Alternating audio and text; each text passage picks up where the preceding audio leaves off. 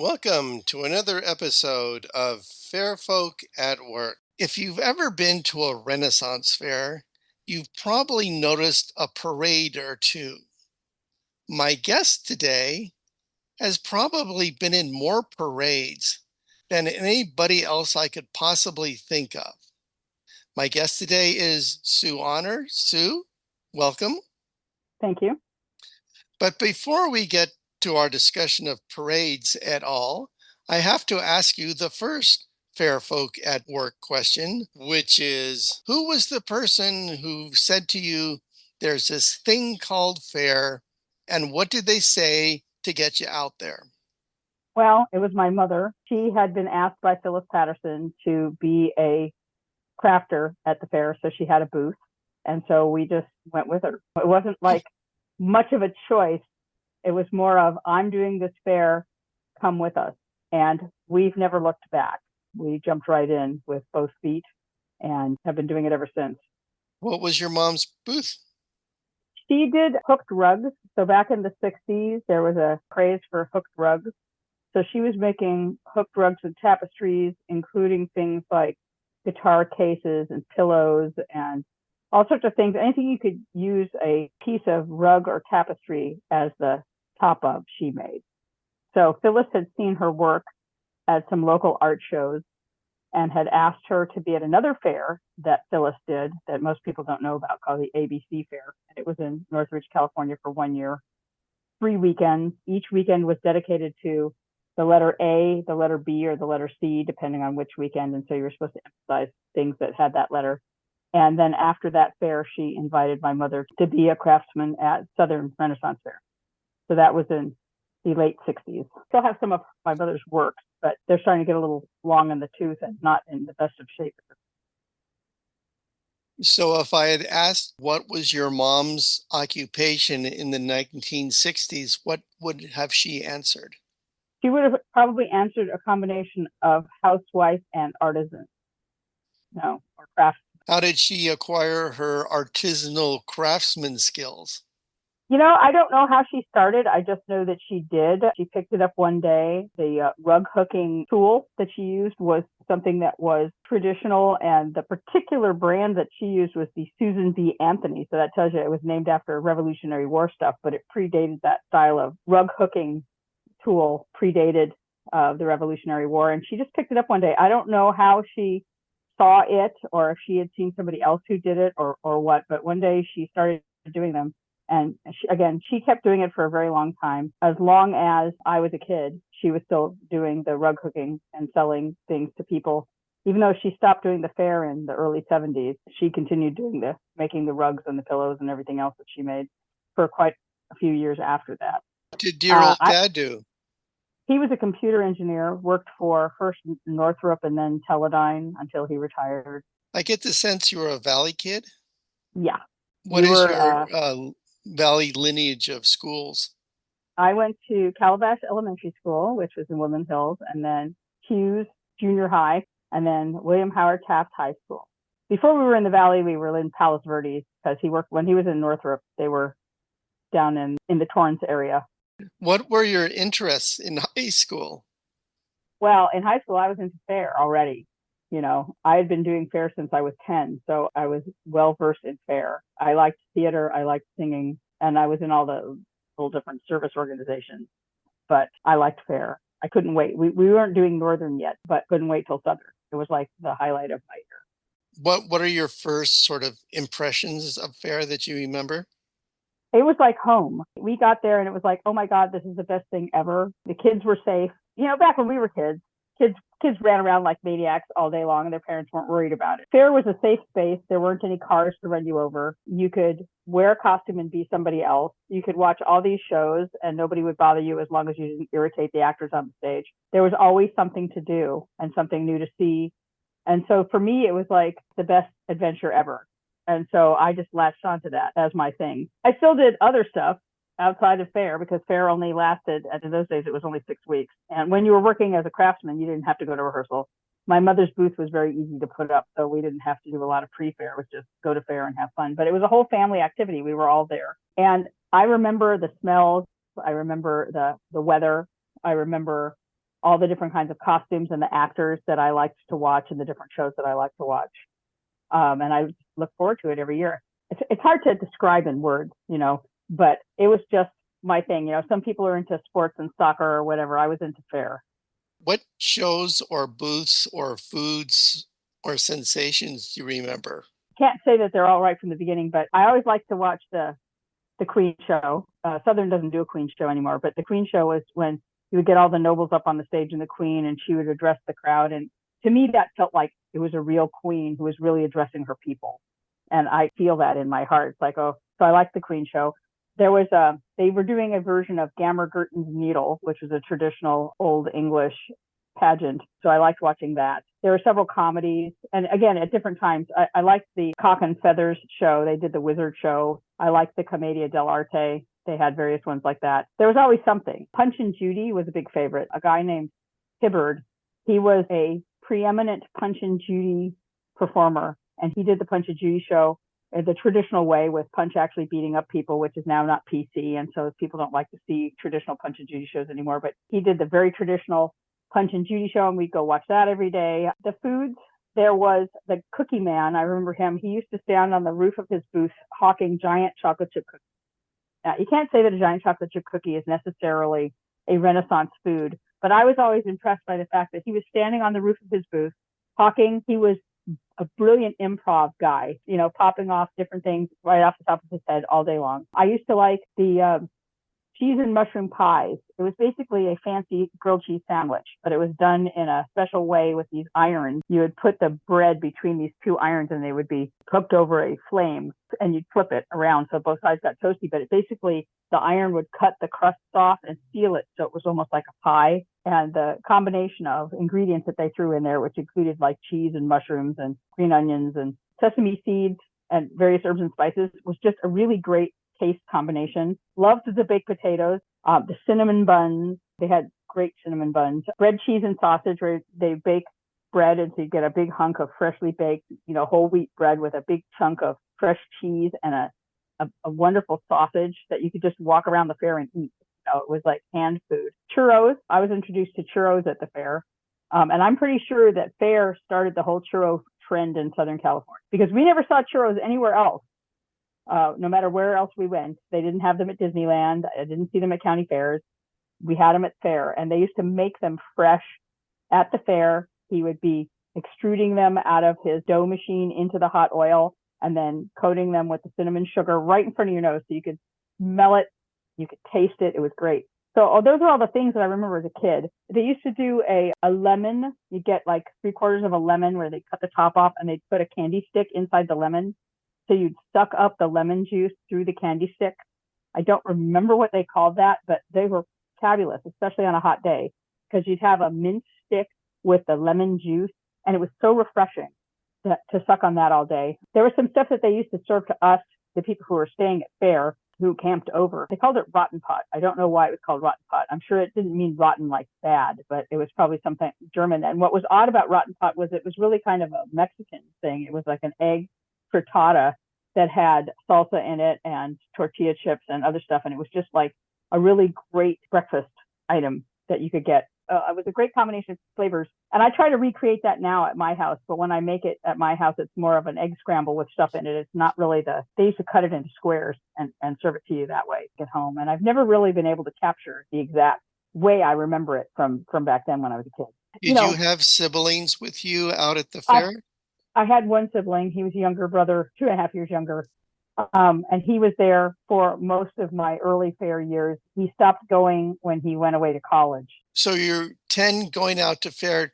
Did your mom put you to work being adorable and hawking a little bit in the front of your booth? Yeah, we hawked in front of the booth.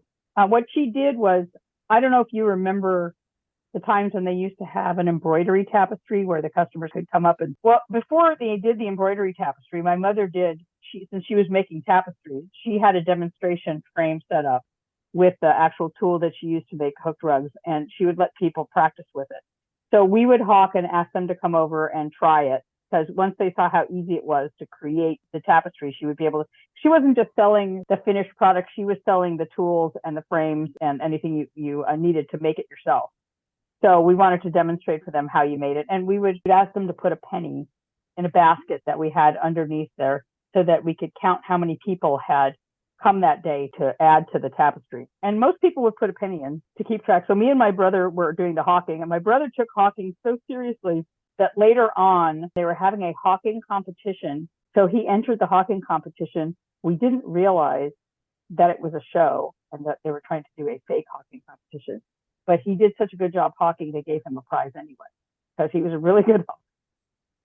You remember what you typically, as an adorable 10, 11, 13-year-old, would say to customers to entice them to embroider? I can't. My brain is such at this point that I cannot remember what we said. We had our pat, things that we would say all the time. I do remember my first costume was my mother's old nightgown with a bodice over it, and that my brother and I indulged in a who could kick higher contest. And I learned the sad truth that you can't kick in a skirt that's tight.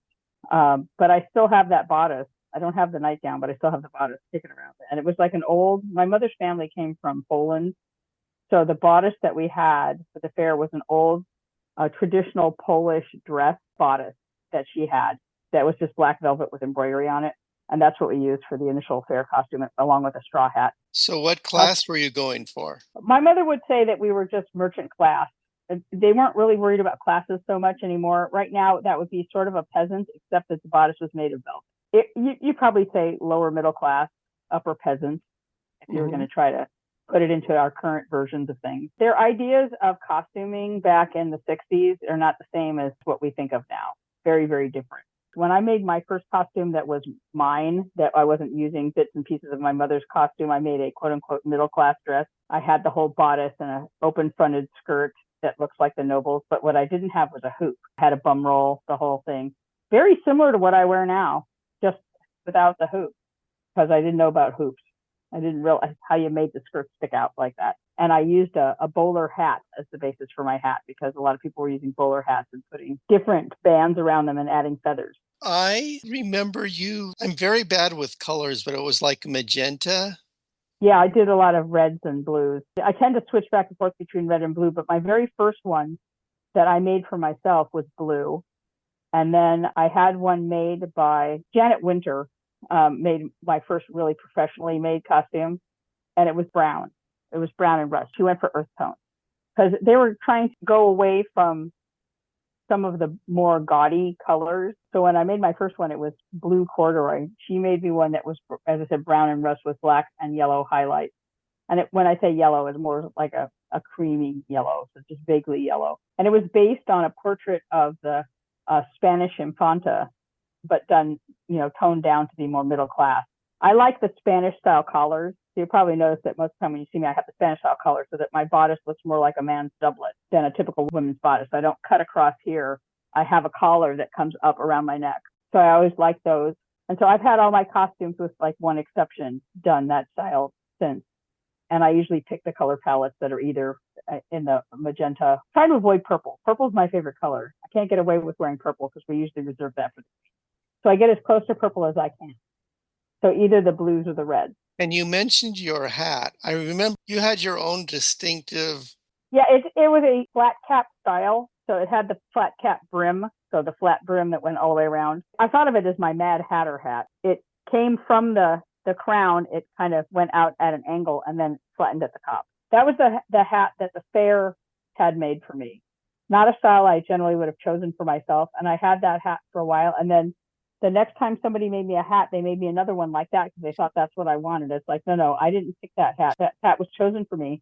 I don't actually want a Mad Hatter hat. I like a smaller hat. So I've changed now to the more standard, the black, more velvety hat. I just need a brim. I can't have my face in the sun, so I need a brim. And some of the as you grew older, what parts of the fair attracted your interest in places to hang out and things to do?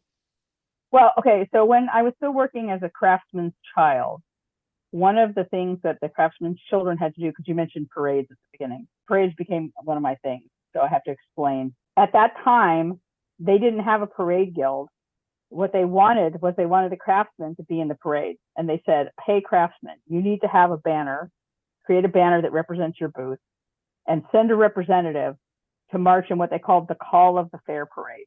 Now, if you look at what the Call of the Fair Parade was back then, it was a combination of what we call the opening parade and what we call the Lord Mayor's Parade. Because it was the Call of the Fair, it meant it was the beginning of the day. But in Agoura, the fair opened back then at 11. That parade led into the first show of the day, which was on the main stage, the Maybauer Theater. And they introduced a lot of the characters. So it was very similar to what we created as the Lord Mayor's show later.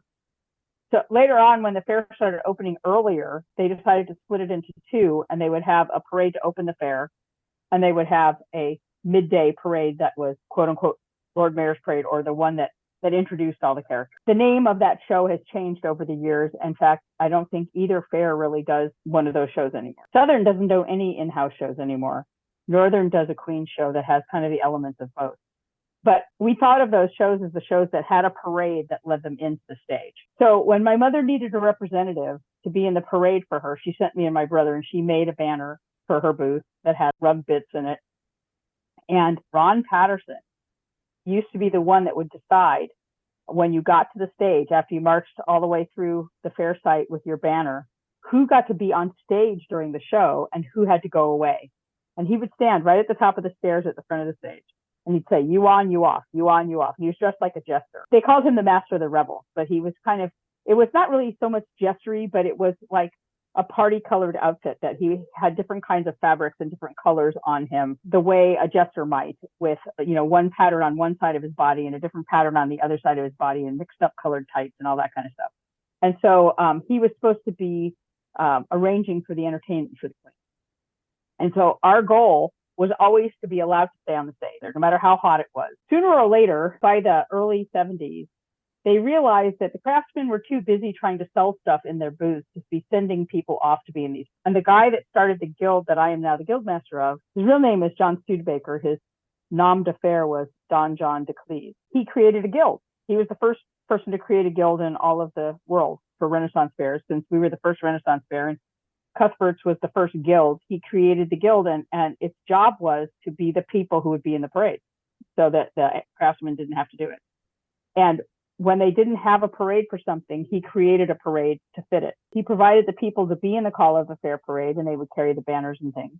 He provided the people to be in the Lord Mayor's Parade, and he provided people to be in the Queen's Progress to carry the banners and to fill out the parades and make them look more entertaining than they would be if just a bunch of people walked through the streets. And so when my mother stopped being a craftsman at the fair, we came back as volunteers, and we got sucked into St. Audrey's at Southern. It was St. Cuthbert's at Northern, but we got sucked in, and we said, oh, well, we'll do that. And our goal was to carry banners, because we always carried the banner for my mother, and we wanted to be on stage. That was our thing.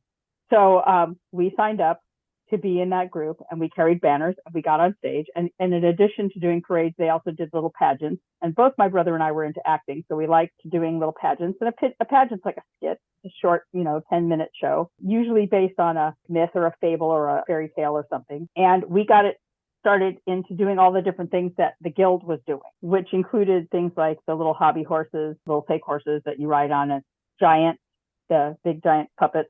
At one point, we had a dragon that we did a dragon parade, and we would do parades and we would do these pageants, and that was my day. So by the time I was in high school, that's what we were doing. And it didn't take very long before I was in charge of the banners. When I was in high school, I was a flag twirler, and so I became the banner captain very quickly. And from banner captain, I ended up becoming the guild master down the line. But that was my thing. I just said, this is the group for me. There were no guilds before that. There were some people that tended to act together, but there was no organized group. When Don John created this organized group of people, he started a trend which led to all of the guilds that we have today. And the notion that the person who's leading the group is a guild master, and how we organize around a particular task or classes is all because of him. And Can I so I've interrupt been for a second? Yeah, go ahead. One of the premises of this podcast is that Fair was very unique in that it was a very much bottom up organization. I mean, you could kind of find what you wanted to do, and you just went out and did it. As Right. opposed to, say, a Disneyland where there was like in Uber script and you were plugged into. Right. That's very true. And the guilds grew, or I call them growing organically. I used to teach a class that we called the big picture. I taught it because one year there was a guild master meeting, and one guild master was looking down his nose at other guilds and saying, your guilds are not entertaining. Your guilds just like to eat. I got angry at him. Yeah, well, and then it came on the heels of people who had gone into entertainment to turn in their paperwork and said, we're going to be in St. Cuthbert's Guild. And the people in the office said, we're sorry. And it's like, what's that supposed to mean? I said, you guys don't have any idea what we do. I'm going to teach a class that explains how everybody fits into fair, that it doesn't matter what you do at fair, everything is important, and we fit into the big picture. And at that time, there was a trend for these giant pictures that had lots of little details in them for you to see. And there was a guy, he had painted a picture.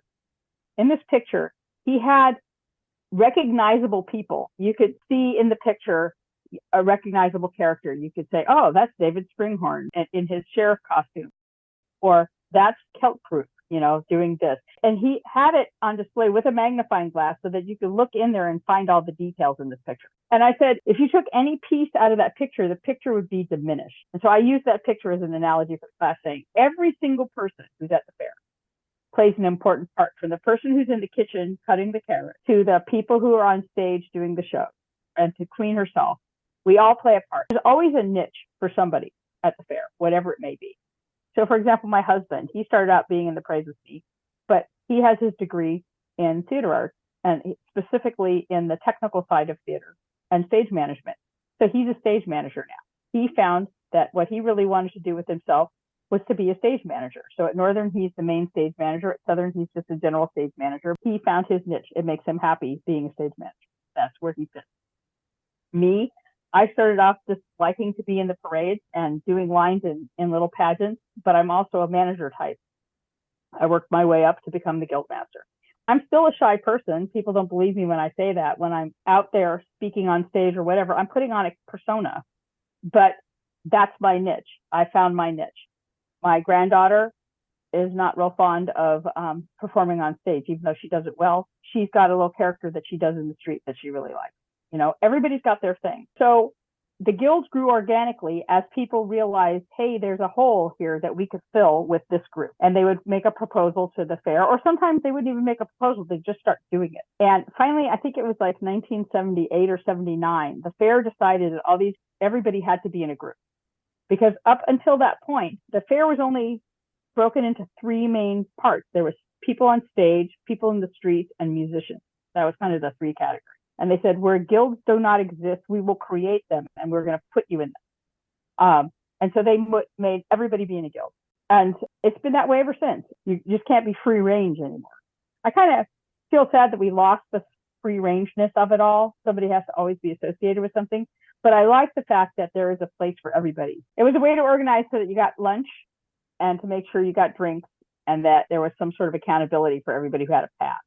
Basically. Right. That was basically my dim understanding of the guild structure at the time.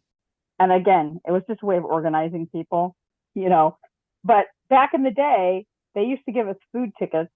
And so guilds were a way of doing food ticket distribution. And then they realized that a lot of people weren't eating with the food tickets, but they were selling them for cash to the vendors. And the vendors were using it to pay their percentage to the fair, so the fair wasn't making money. So they got rid of the food tickets. There was one year where they just gave everybody $5 bills. You had to go and check in. That was I think it was the beginnings of San Bernardino. We were on one side of the lake, where everybody had to go and personally check in with the entertainment staff to get their $5 bill for lunch. Then they realized that was crazy. And they started giving the $5 to the guild masters to distribute. And then they decided to just get rid of it altogether and just give guilds money and let the guilds decide if they wanted the money was to go to food or to other things. There's been many iterations of how volunteers got compensated, if you want to call it that, or at least taken care of. It's now devolved pretty much that the guilds take care of their own. I have another question. Yeah, sure. And it's a change of topic. One of the questions I've been asking everybody is that, can you recall an instance in your non-fair working life when skills acquired at fair have been useful? Oh yeah, all the time. I don't know if you remember, there was the organization called EST. People would go to EST and they would get like workshops. You would go to like hotels and they would lock you in the ballroom and they would teach you things, right? They were supposed to teach you confidence and help you with your self-esteem and be able to present yourself better. And I said, I don't need any of those skills because I work fair. Fair taught me everything that I need to know about that stuff. Plus, it taught me how to do public speaking, taught me how to be fearless on stage and to not be afraid to make an idiot of myself in front of others, which I have found to be extremely useful in my working life. It also taught me leadership skills because, as I said, I started off being the banner captain and then ended up being the guild master.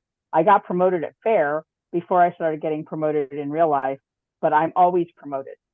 Okay, Mhm. so I always rise in whatever organization I'm in. I always rise. So it taught me organizational skills. It taught me people skills. It taught me public speaking skills, and I use them even today. And people ask me why I'm so comfortable getting up in front of a crowd and teaching people. I said, because I work at fair. I'm an actor. I know how to put on the persona of I'm comfortable. I know how to teach because I taught workshops. I know how to project. So if the microphone goes out, you can still hear me in the room. I don't need a microphone. I learned all those skills. And I learned how to, I'm not a big improv actor, but people will tell you that I'm very good when I'm in the mode, that I learned how to be extemporaneous. So I told you when we started, I talk off the top of my head. That to me is an improv skill. You know basically where you're going with it, but you don't know exactly what you're going to say. That's an improv skill. And I learned that at fair. Another thing I think fair did was there was a tradition of you cannot fail, and that basically you were trained, if you opened your mouth, somebody was going to support you. And I think that is a really valuable skill that you learned out at fair. Yeah, I count most of my successes in the mundane world to skills and stuff that I learned. I remember Will Wood used to teach his meet and greet class, and he would teach you how to go and talk to somebody that you didn't know and not feel like you're overwhelmed by it. To just ask them a question that could be answered by a yes or a no, like, are you enjoying yourself today? And people would answer that. Or, Are you here to see the queen? right. And the trick was recognizing whether or not, based on their answer, whether there's somebody who wants to have a conversation with you or whether they want you to leave them alone. Because if they gave you the quick one word answer, yes, and then kept walking, you were pretty sure this is not a person who wants to interact with you. But if they say, well, yes, I've been waiting to see the queen for the last, 6 months. I knew I was going to be here today. And they get all excited and they bubble and they talk to you. Now you've made a new acquaintance and you can have a conversation. And that technique can be useful in work situations where you're saying you're going to a conference and you're sitting at the lunch table and there's people that you don't know sitting at the table with you, and you just ask them a simple yes or no question and see if they respond to you or whether they turn back to the person that they came in with and they ignore you. And I don't get offended by that because I'm so used to the interaction thing that I learned from Will Wood basic meet and greet classes. And also, to build on that, you learn at fair, like you've been on the street, there's going to be another person walking by you in 20 seconds. So either work on your whatever your opening question is or your bit, but there's going to be more people, and more people than not are going to be entertained by what you're doing. Right. And the other one is that you're probably never going to see this person again. So even if you put your foot in it and you say something dumb, who cares? So just let it go and move on to the next one that comes up. I don't like improv on the spot, meaning that if they give us a class and they say, okay, you need to be funny right now, it's like, I always feel like Michigan J. Frog. It's like you point at him and say, okay, dance. And he just sits there and says, ribbit, ribbit. But as soon as your back is turned, he's singing, hello, my baby, hello, my honey. So if I'm walking along in the street with somebody else, there's no pressure. I can be funny as hell and I can send out the zingers and do all that stuff. But if you tell me in the class, you have to be funny right now, forget it. My head gets all tied up in knots. Like, oh, I'm going to look like an idiot. Whereas in the street, it's somebody I'm never going to see again. Who cares? Right. Switching gears a bit, who have been people you have worked with at the fair whose work you admire? Well, I've admired a number of people over the years. Some of the actors I mentioned earlier, Don John, who created the Guild of St. Cuthbert, I was always very impressed by him. The fact that he came up with this idea of creating a guild, because remember, he was the first one to do it in the entire world, was to come up with an acting guild. Before people were doing games that had guilds, before there were guilds in every fair under the sun, he came up with this idea. So I was always very impressed by him. The actors who I saw when I first started going to the fair, which included J. Paul Moore, who was playing, at that time, he was playing Robin Hood. He went on to become the mayor. Judy Corey, who went on to be the mayor's wife, who was also in Commedia. Billy Scudder, David Springhorn, all the various women who have played the Queen. I've seen many a Queen, so I've had all of them. I think I didn't see the very, very first Queen, but all the rest of them I've worked with. They're always very impressive. And I interrupt for a sec. Yeah, go ahead. To me, Louisa will always sort of be the epitome of what a queen should be. I always felt like she was channeling Elizabeth.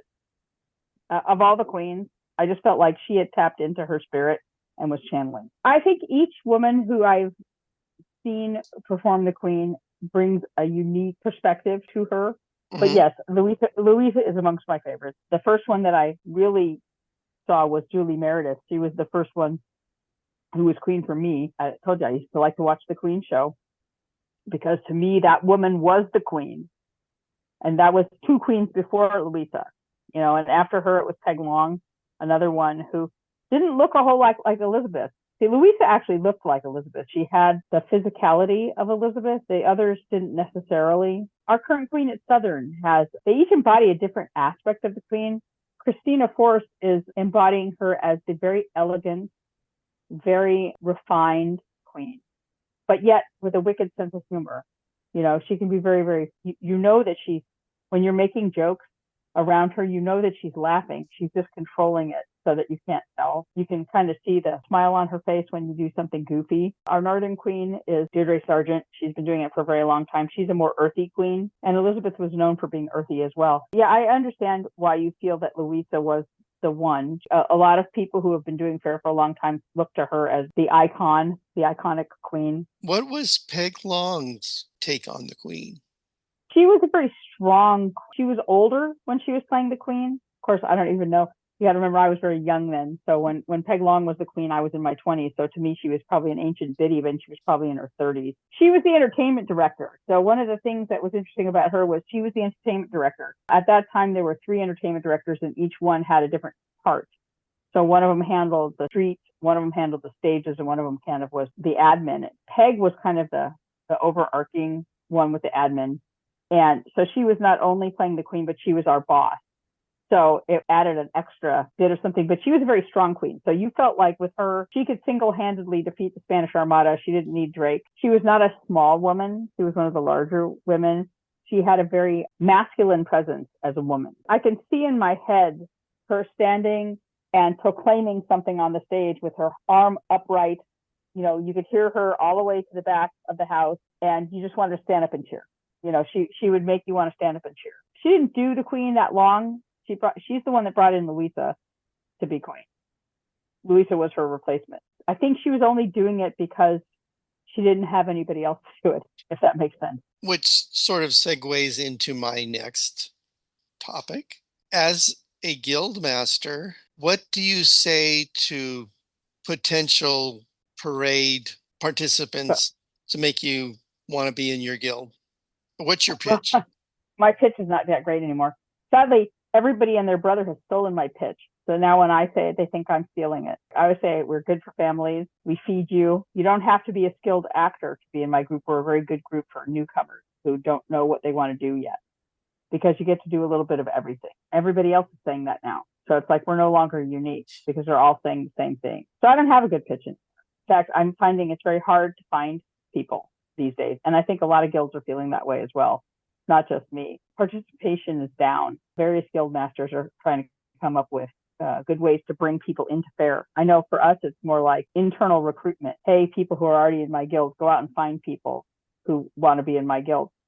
Years past, when we would have that opening day meeting and the guild masters would get up and do their pitch, there were like lots and lots of people who were not aligned with any group sitting in the audience listening to your pitch. Nowadays, when we have that first meeting and we're introducing ourselves, most of them are already taken. So we don't have a lot of unaligned people who don't have a home. So at one point, our guild was the designated guild for new people who didn't already have a home. They would come to me because I would give them a smattering of what it was like to work at fair, give them a good grounding, and then they could move on to their forever home, have a season or two under us. And then they'd say, now that I've been at fair for a year or two, I really want to be a constable. That's what really floats my boat. Or I want to be a monger, or I want to be a Puritan, or, I really want to wear the pretty clothes and be in court. And it gave them the grounding that they needed in order to audition for those groups or to talk to those guild masters and say, I want to be with you. It depends on which fair it is. Northern Fair, we intermix a lot more than we do at Southern Fair. Southern Fair, we're more in our groups. Northern Fair, we don't have as many bodies. And so people will, like one of the stage managers is in Cuthbert's, and she was a stage manager, and she's also running around being a Puritan half the time because she likes it. And the Puritans needed bodies. So if she wants to be a part-time Puritan, great, go be a part-time Puritan.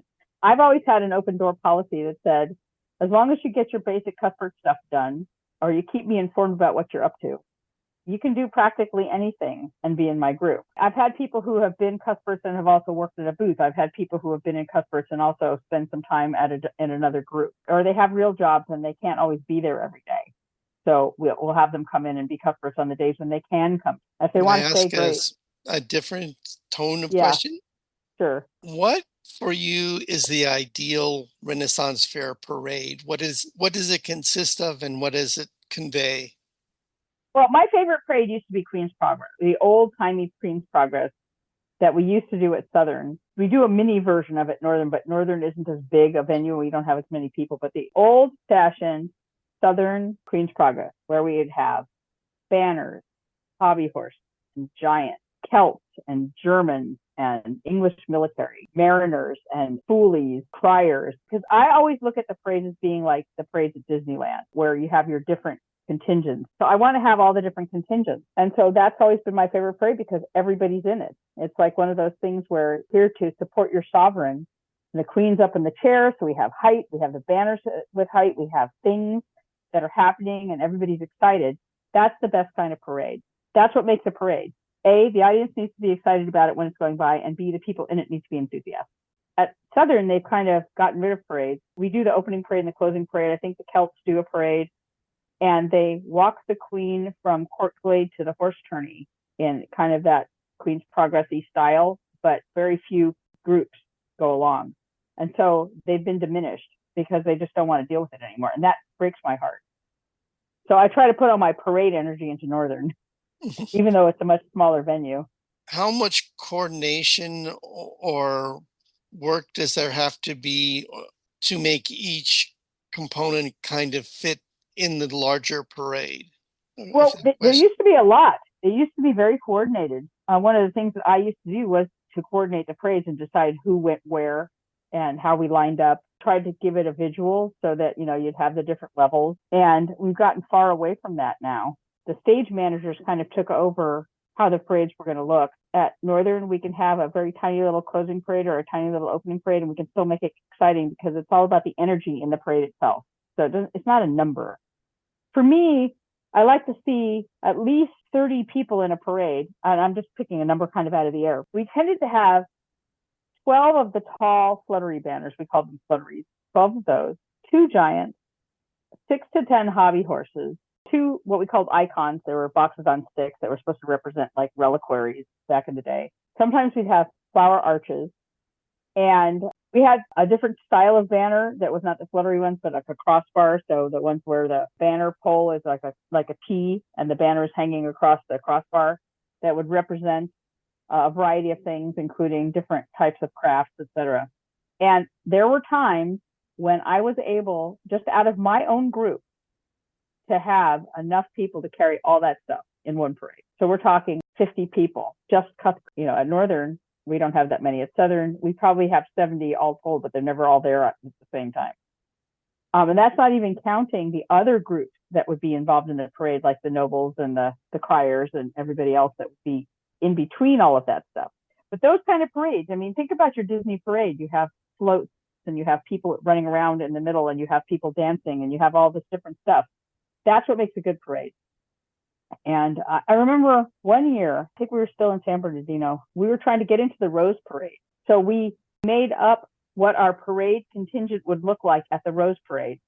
And it had horses, because for the Rose Parade, you always either had to have an equestrian thing or a float, right? So we didn't have a float. So we needed horses. So we had the horse turning horses.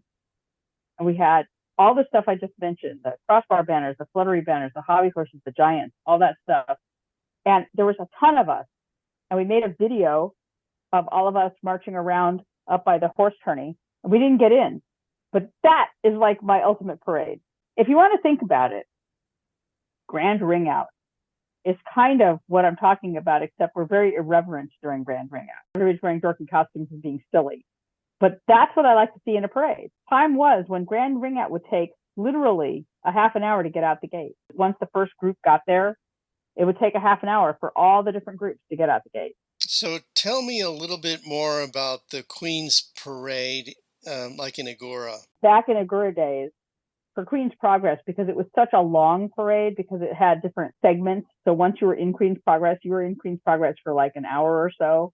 It would stop and, this group would do a little thing for the Queen, and then we'd go for a while, and then this group would do a thing for the Queen, and we would end up on stage usually at 3:00.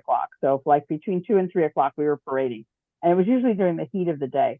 And Cuthbert's was the only one that liked to do parade stuff. So they would bribe the Cuthbert. We always had the fluttery banners, so we would do those for free. But they had these other kind of banners that were not ours. They were called Golfannons. They were extremely heavy and awkward. They were like an L-shaped banner.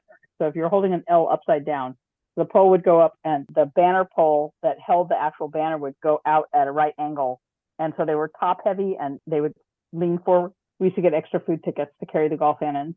Since there was no yeoman, they used to bribe the people that carried the Queen in the chair. Now, if you think about it, back in those days, you were getting 2 food tickets a day would buy you lunch. They would bribe the chair carriers with 20 food tickets to carry the chair. They would bribe the Golfannon bearers 10 food tickets to carry a Golfannon banner. So you're talking, for carrying a banner for a 2-hour parade, 5 times the amount of money you would get for lunch. And to carry the Queen in the chair, they had to wear these really dorky outfits. We called them the monkey suit. The monkey suit was called the monkey suit because it sort of looked like the flying monkeys from The Wizard of Oz. But it wasn't actually from that movie. It was from some other MGM movie. I seem to recall actually seeing that movie once and saying, hey, those are the monkey suits. They had stripy sleeves. I think I still have one in a closet somewhere. So you had to get into the monkey suit in order to carry the Queen.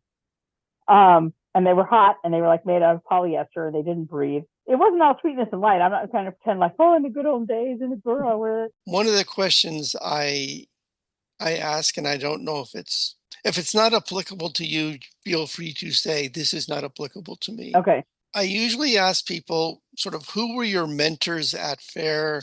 What were ideas that you got from them? But it sounded to me like you just had your parade and you kind of did a voyage of self-discovery on what made a good parade. Yeah, kind of. I mean, you could say that Don John was a mentor, and the second guildmaster, her name was Roseanne Reynolds. She was also a mentor, but they weren't really mentors. They were just examples that you could strive toward, being like them. A mentor actually helps you. So I like to think of myself as a mentor. Because we were the first guild and there weren't any other guilds, I didn't have any guildmaster mentors who taught me how to be a guildmaster. I was not the one that they originally wanted to take over when the second guildmaster left. I was the third choice. But I said, I'll do it, because I had been being the banner captain. So I didn't really have any fair mentors for that kind of stuff. I blazed the trail. Me and Don John and Roseanne, we blazed the trail of what it meant to be a guildmaster. So yeah, it was a voyage of self-discovery. I had mentors in terms of peers. As people came up and started doing guildmastering, you could talk to other guildmasters and say, how would you handle such and such a situation? We would have guildmasters meetings where the entertainment staff would have us come all together and meet, and we would bring up stuff. And so it was more like that, more of a peer-to-peer type of mentorship than a strictly like a master-apprentice type of mentorship. What was your sense of Phyllis as sort of the head of the fair? She was extremely creative, and as many creative people can be, she had her moods. She could be moody. I was always very thankful that she had created this wonderful playground for us. And one of the things I would explain to people is you may not always like what the policies are or what they've come up with, but she created this playground for us to play in. She gets to decide how it's going to be. And you have two choices. You either play along with the way she wants it to be, or you can go play somewhere else. So I was always supported that way.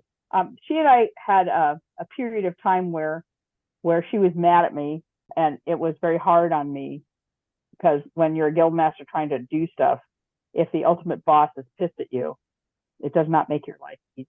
But ultimately, we got over it. And so, no one will ever say anything negative about Phyllis, but I did have my moments where.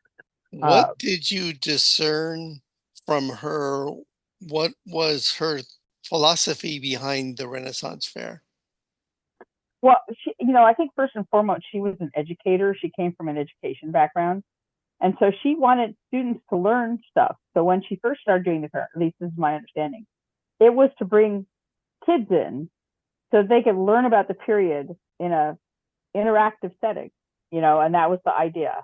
And it kind of took off from there. And so I know that she was always very focused on making it historically accurate. She had the Living History Center, which was supposed to be creating a historically accurate parts for people to come and see museum quality.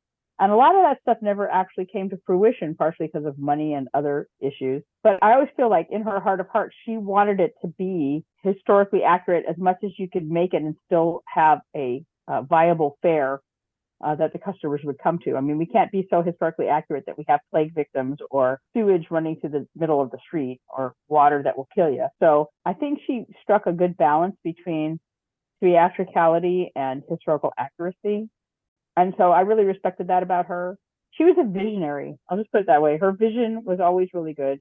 The way I have chosen to interpret it is that it's rather amazing how much of what Phyllis and Ron and Judy Corey and those people were doing in 1962 or so, 3 or whatever it was, has managed to survive. And there are people doing fairs today who have never heard of Phyllis Patterson or Agora. And they're going to a fair where the Queen is coming, it's market day, and people are here to have fun. And, God save the Queen. Yeah. Oh, and but the sad part is that the history is getting lost. I mean, there's that show, that reality show about the Texas guy. Yeah. Yeah, and he's claiming that they're the first fair. It's like they're not the first fair. That's bullshit. The Southern's the first fair.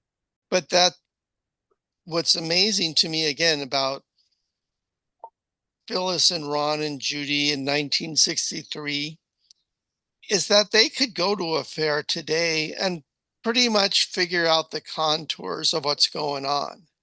Judy Corey still comes to fair. Right. But what I mean is that you talked to something about growing organically. And so what they started has replicated itself just through sort of a folk tradition of this is how it's done.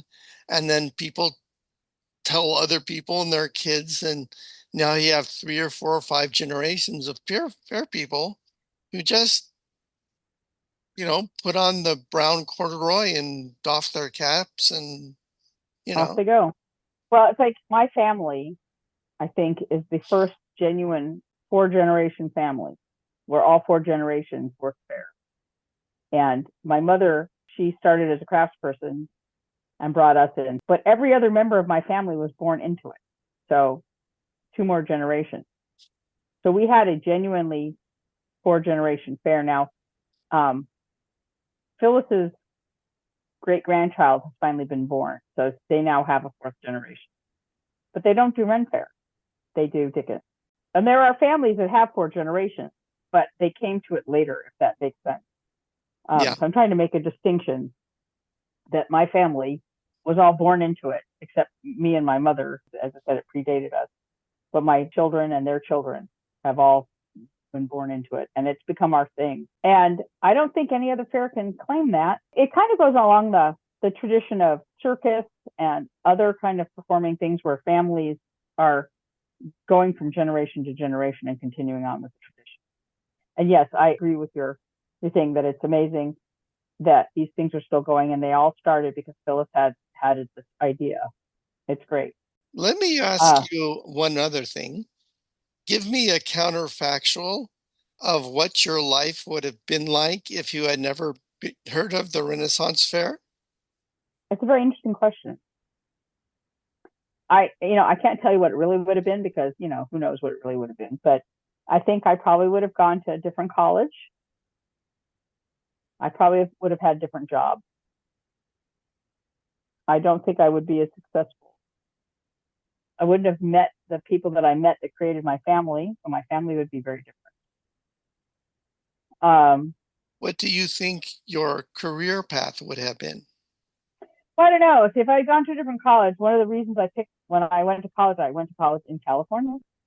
I went to college in Northern California because guess what? There was a fair in Northern California. I could have gone to college on the East Coast, in which case I wouldn't have been going to fair because there wasn't the robust fair thing going. What I used to say is wherever there's no Renaissance Fair, there's an SCA and vice versa.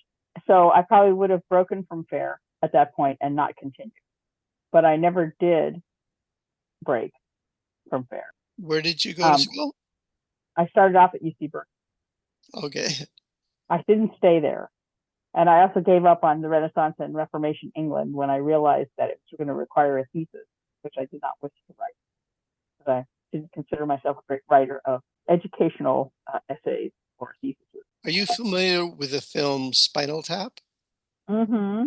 There's a scene where, kind of like this, I'm inviting you to, or the character was invited to imagine himself in another career, and he imagines himself selling shoes. Have you ever had odd thought that, I could have probably been a great fill in the blank? Well, I later in life, I went to law school and became, I think perhaps I might have gone to law school earlier and become a different kind of, because I was always interested in law. That was another area of interest. I waited until I was old to go to law school and after a career that spanned many, many years in a particular area. So I think a lot of my choices have been because of fair. And I really don't know what the other choices would have been. It's hard for me to imagine doing something different. Can I ask what kind of lawyer you turned out to be? I'm a workers' comp lawyer. And the reason I'm a workers' comp lawyer is because when I was in my 30s, I started working for the state as a claims adjuster in workers' comp and progressed through various jobs dealing with workers' comp from that point onward. And I had already been interested in being a lawyer at previous jobs that I had, but I had two small children. So going to law school was not really in the cards. It took the advent of online law school and a 15-year career with the state to allow me to take the time to go to law school. And so I just went to the quickest, dirtiest, cheapest law school I could go to so I could become a lawyer and continue working in workers' comp because that's what I wanted to do. And I'm currently working as an attorney for the Division of Workers' Comp at the State of California. So it was just another hoop to jump through to get to the next stage. Yeah, it is. And I did leave the state for a while to do lawyering outside of, still in workers' comp, but in a different areas, not just in the regulatory setting, with the ultimate goal of coming back to the Division of Workers' Comp doing something before I retire. So I'm back and counting down the time to retirement. Well, I'm kind of running out of things to say. When you were kind enough to say yes to this interview, was there something that you said to yourself, I have to be sure to mention X, Y, and Z? So this is your opportunity to say, oh yeah, I want to mention X, Y, or Z. Okay. One thing that we've noticed on people is when they come to fair as customers, that if they're truly one of us, because there are many of them out there, once they arrive at the fair, their fair gene activates. We've made jokes about what triggers the fair gene to activate. It could be the smell of a churro or turkey leg, some combination of scents and heat, whatever it is, but that it causes it to activate. So if any of the people who are listening to this are customer types who come in and you really feel like you belong at fair and you want to come and work, believe me, there are a bazillion groups that would take you in very gladly, and we'd love to have you because we want to keep this going. Ignore all nonsense that you hear about fair people being, any kind of negative comment that you've heard of fair people being.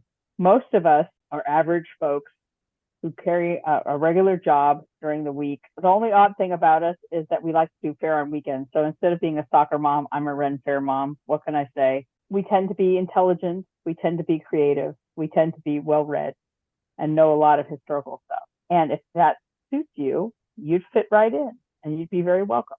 So we'd love to see you because we want to keep it going. And it's great for families. It really is great for families. As I said, I'm 4 generations. My mother has passed on, but now I'm the matriarch. And I've got me and my kids and my grandkids are all doing fair. And I suspect that when my grandkids start having kids, that they'll probably do fair too. And we're all involved in it in one way or another. Each member of my family has found their niche. We don't all do the same stuff. There's something for everybody. And so we'd like you to come and join us. There's a lot of people who found their chosen family to come and be at fair. And many of us we're very welcoming, and we welcome diversity and differences in people. And we're very supportive of all those different. So that's kind of my 2 cents of what I would want people to know. I think that makes a wonderful place to draw this to a close. Great. Thank you. Thanks for inviting me to speak with you today. All right.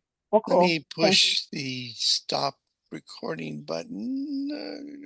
Where did that go? Oh, pause, stop recording. That's my July 2024 interview with Sue Honor. I'm Dan McLaughlin. If you have questions or comments you want me to pass along to Sue, you can email me at djng@earthlink.net. Questions or comments about the podcast themselves can also be emailed to me at djng@earthlink.net. Finally, if you or somebody you know would like to be a guest on Fair Folk at Work, please email me at djng@earthlink.net. But that's it for this time. Thanks for listening. Bye-bye. Or bye-bye. Or bye-bye.